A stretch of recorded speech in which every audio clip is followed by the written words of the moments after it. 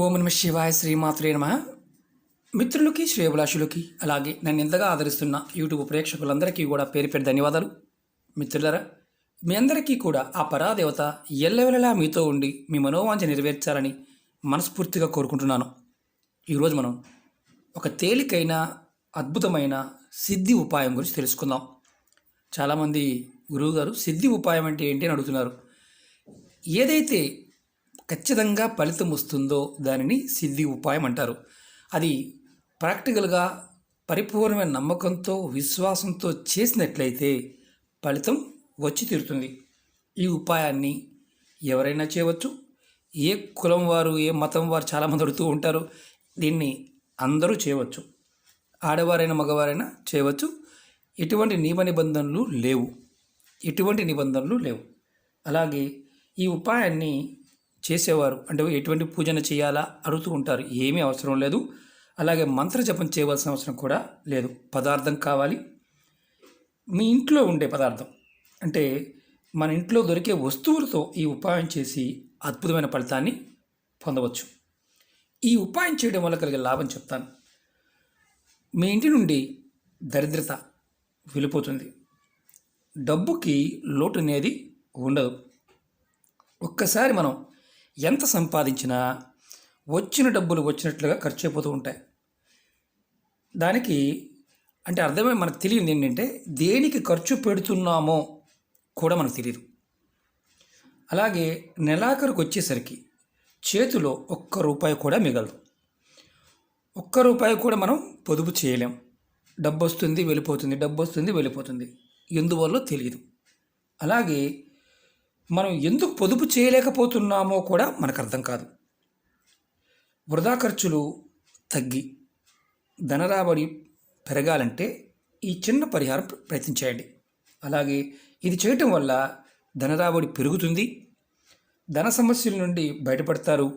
అన్నిటికంటే చాలా ముఖ్యమైనది ఏంటంటే మానసిక ప్రశాంతత లభిస్తుంది. ఈ ఉపాయాన్ని వ్యాపారం చేసేవారు, ఉద్యోగం చేసేవారు అందరూ చేయవచ్చు. ఈ ఉపాయానికి కావాల్సిన పదార్థాలు ఎలా చేయాలో వివరిస్తాను. మీకు ఈ వీడియో నచ్చినట్లయితే లైక్ చేయండి, నా ఛానల్ని సబ్స్క్రైబ్ చేసుకోండి, పక్కనే ఉన్న గంట సింబల్ని యాక్టివేట్ చేసుకోండి, 10 మంది మిత్రులకి షేర్ చేయండి. ఈ ఉపాయం సిద్ధి ఉపాయం, ఇది గుర్తుంచుకోండి, ఖచ్చితంగా ఫలితాన్ని ఇస్తుంది. ఈ ఉపాయానికి కావాల్సిన పదార్థాలు ఒక గాజు సీసా కానీ, గాజు బబుల్ కానీ, ఇలా ఉన్న కంటైనర్ గాజుది కావాలి. గాజుది తప్ప వేరేది వాడకూడదు. అలాగే ఒక పిన్నీసు, పెద్దదైనా చిన్నదైనా ఒక పిన్నీసు కావాలి.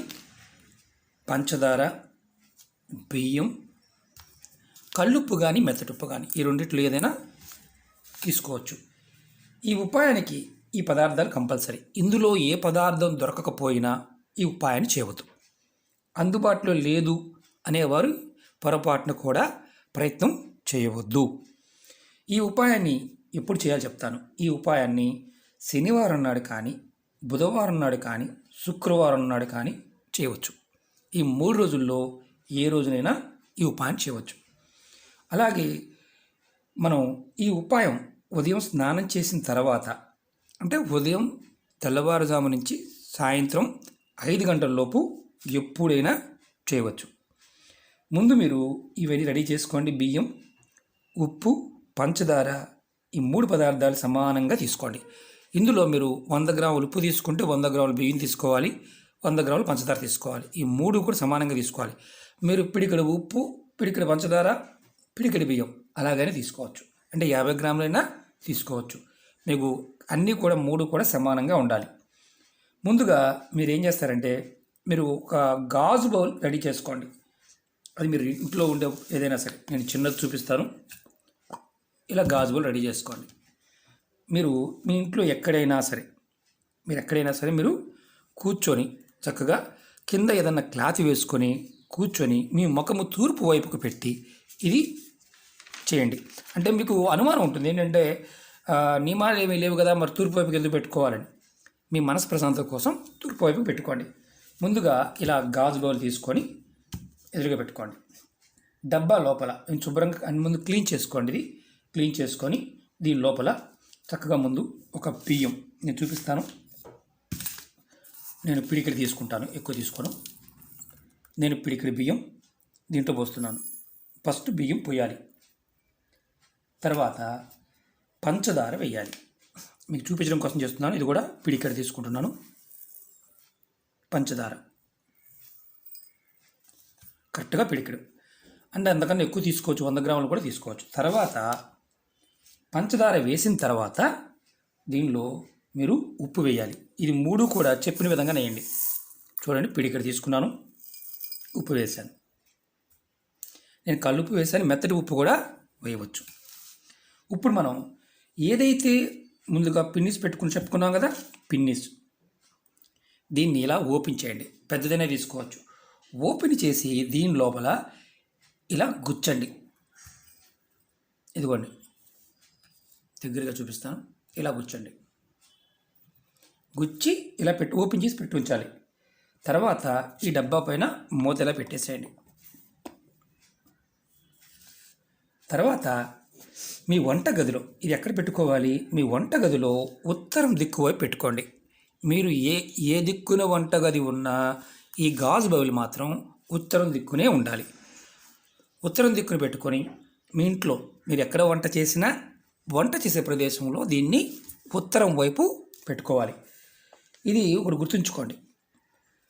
మీరు వ్యాపారస్తులైతే మీ దుకాణంలో అయినా సరే ఉత్తరం దిక్కునే పెట్టుకోవాలి. ఆఫీసులో అయినా సరే, మీరు కూర్చున్న ఆఫీసులో అయినా సరే పెట్టుకోవచ్చు, ఉత్తరం వైపునే పెట్టుకోవాలి. ఇదిగోండి. మరి దీన్ని ఏం చేయాలి, తర్వాత ఏం చేయాలి, దీన్ని నెలకొక్కసారి వీటిని మార్చుతూ ఉండాలి. నెలకి ఒక్కసారి.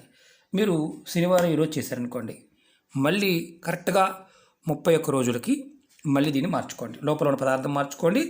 ఈ గాజు బౌల్ని యాసిటీజ్గా వాడుకోవచ్చు, జారైనా సీసైనా పర్వాలేదు. కానీ ఎందుకంటే మీకు గుర్తుంచుకోవాల్సింది, దీంట్లో ఉన్న పదార్థం ఏదైతే ఉందో, అంటే బియ్యం, పంచదార, ఉప్పు, పిన్నీసు, ఈ 3టిని మార్చుకోవాలి. మీరు ఈ తీసిన పదార్థాన్ని ఎక్కడైనా సరే ఏదైనా చెట్టు దగ్గర పోసేయండి. పిన్నీస్ని గొయ్యి తీసి మట్టిలో పాతిపెట్టండి. అలాగే డబ్బాని శుభ్రం చేసి మళ్ళీ శనివారం నాడు కానీ, బుధవారం నాడు కానీ, శుక్రవారం నాడు కానీ మళ్ళీ దీన్ని బియ్యం, పంచదార, ఉప్పు వేసి పిన్నీస్ మళ్ళీ కొత్తది కూర్చోండి.